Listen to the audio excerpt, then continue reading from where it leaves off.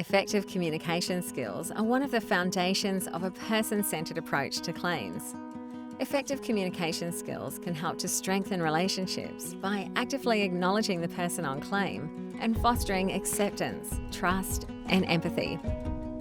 They can also help to provide a safe space where the person on claim can explore their hopes, fears, and challenges.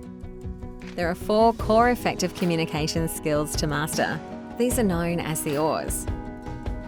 OARS stands for open questions, affirmations, reflections, and summaries.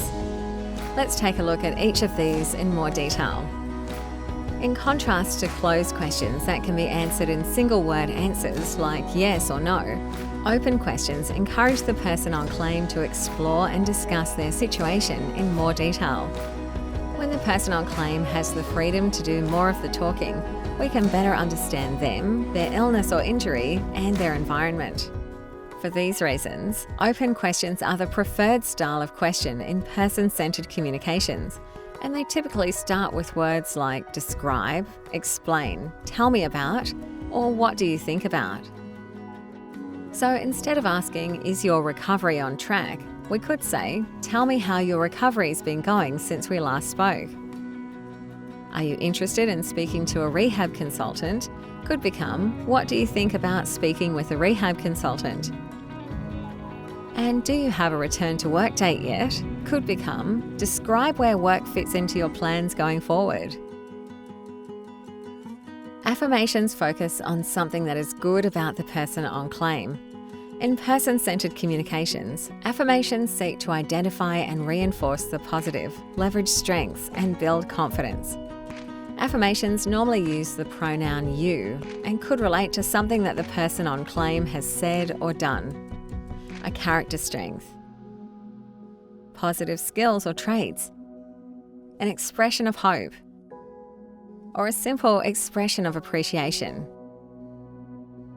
Perhaps the most important skill to master in person-centered communications is reflective listening. At its core, a reflection is a statement, rather than a question, that is given back to the person on claim.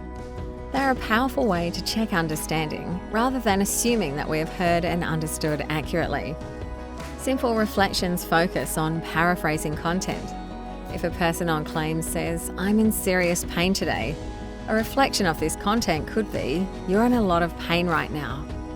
Although simple reflections like this can be useful, reflections that take a guess at the unspoken meaning, feelings, or even what might be coming next can really fast-track a person-centered conversation.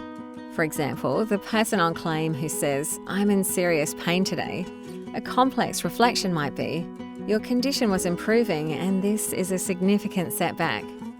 You're struggling to do much else other than cope with your pain today." Or you'd rather not have this conversation right now.